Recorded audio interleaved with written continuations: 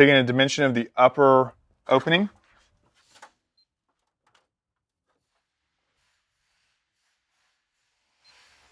Taking a dimension of the middle of the opening.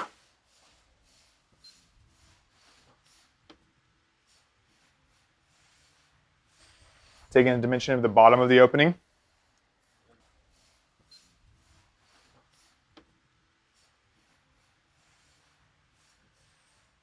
Now we're going to go to left and right.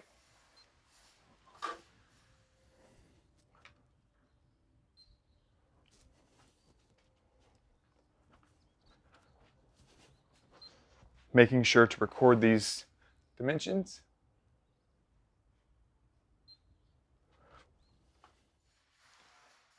And that is measuring.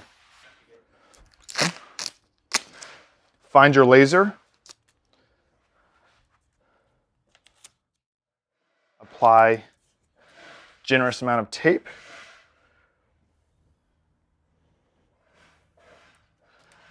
And mark laser line on both sides.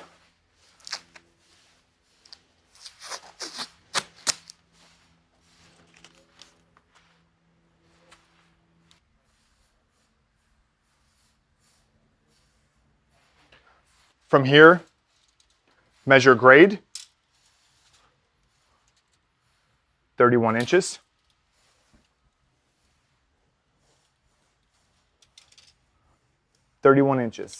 This opening has no grade. To check your header, use same reference mark. I have 74.5 inches.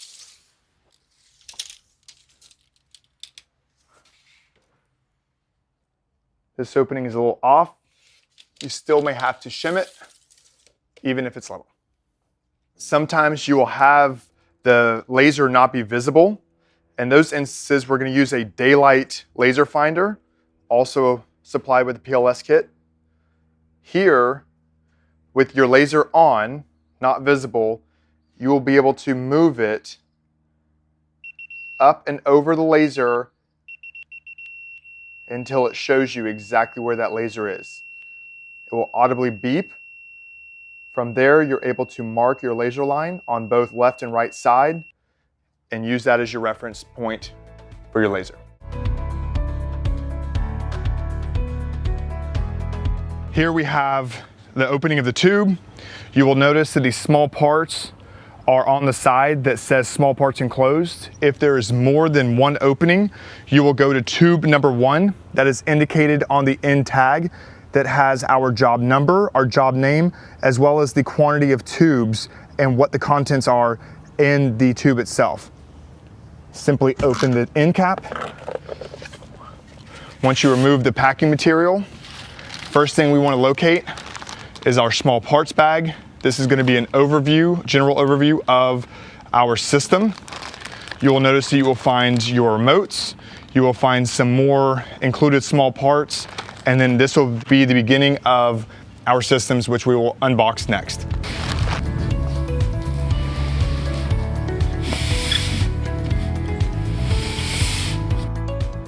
This is the hood.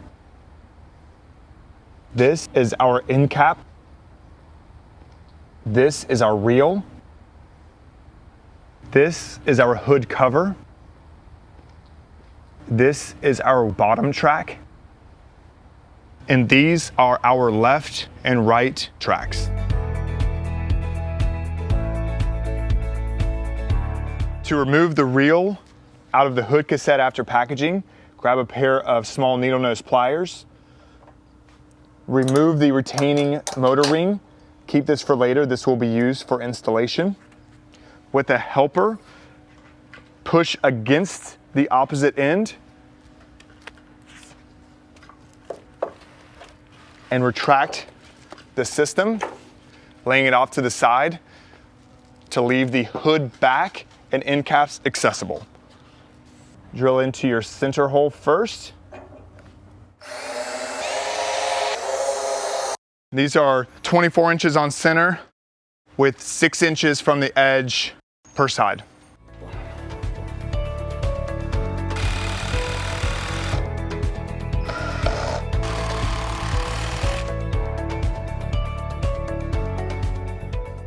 Now with our hood hung, we're going to measure for the heights of both our left and right track.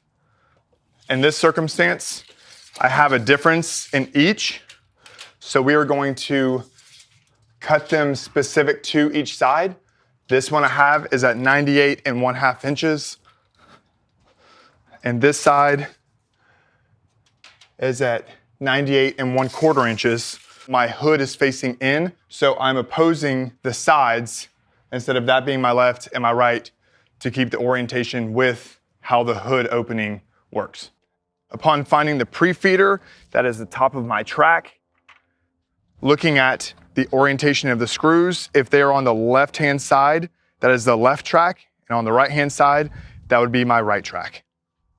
With the track screws removed, the track will come apart into 3 pieces. We have our base track, we have our inner track that the screen rides in, and then we have our covered track that is already pre-mounted with our adjustment springs. To cut all of the tracks, we want to remove the bottom piece.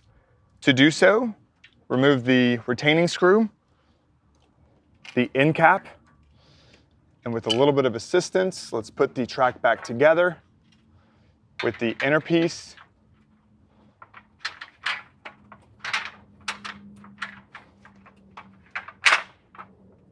the outer piece,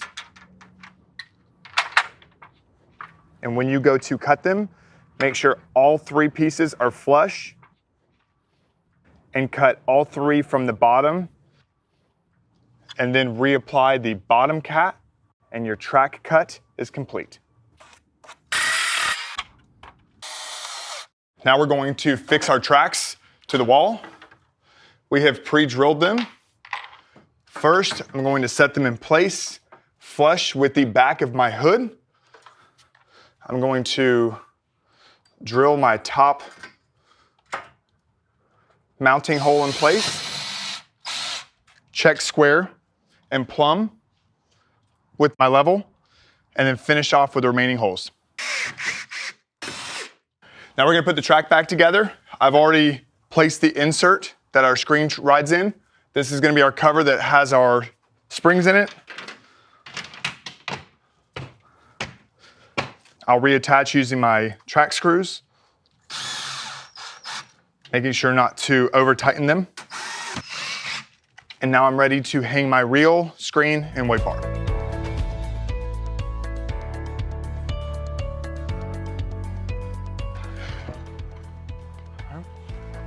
Place it in the idle side and then lock in place using the retaining clip to hold the reel for final installation.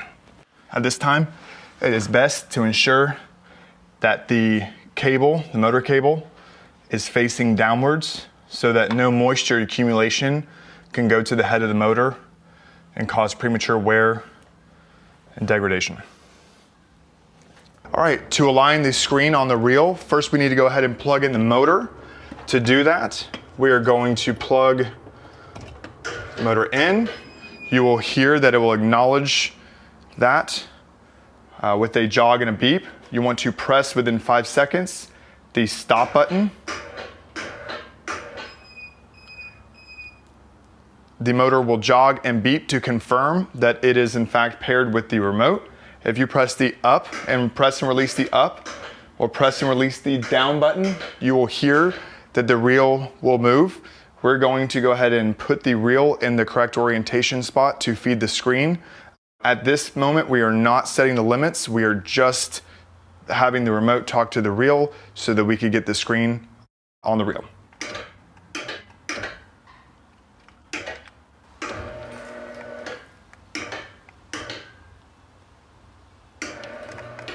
All right, that's it. We're gonna feed the screen onto the reel by starting from either left or right. The tag is always in the top right corner of the screen. With help, have one person feeding the screen in while the other is pulling towards the opposite side. Go ahead.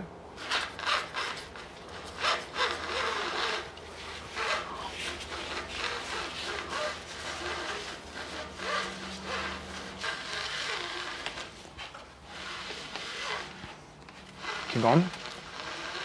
All right. Now that the motor is paired with the reel, the screen can now be rolled up,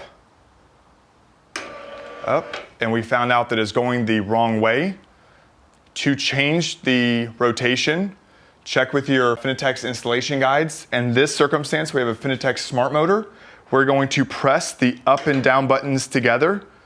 Once you press and hold them, it will confirm that we have indeed changed the direction of the motor. And now, once we press up, it is going the opposite and correct way.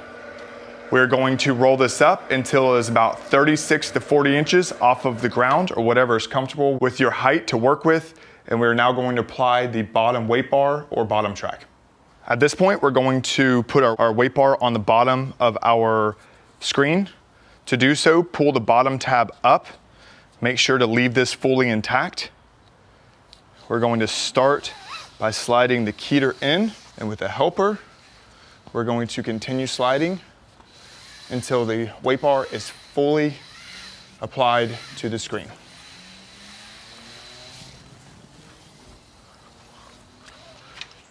Here's the entire weight bar guide kit. You will notice that we have our left base weight bar guide kit, as well as our cover, right base kit, cover, and 2 stops. It comes with all of our necessary hardware and a few additional screws for the stops also. Base goes in the end. Slide your bottom track fuzz until it's flush. Line up your holes. Apply your cover. Choose whichever hole you want to start with first.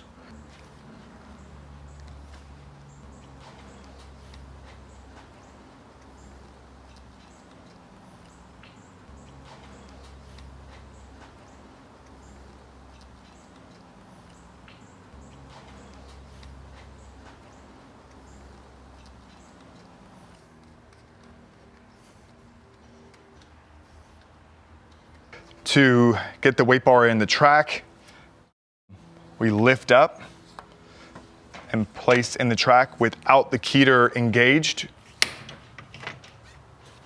We're going to now raise the screen up, get the keter into the inner track, and start to set our limits.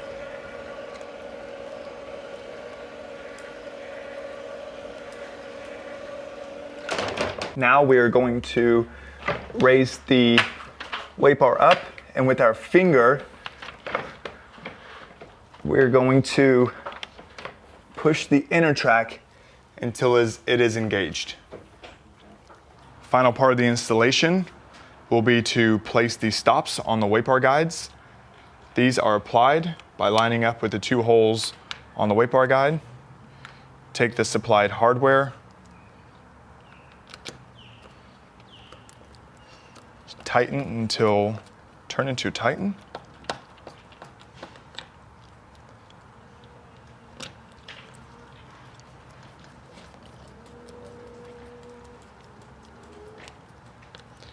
Repeat on the opposite side and then test your limits for stop engagement.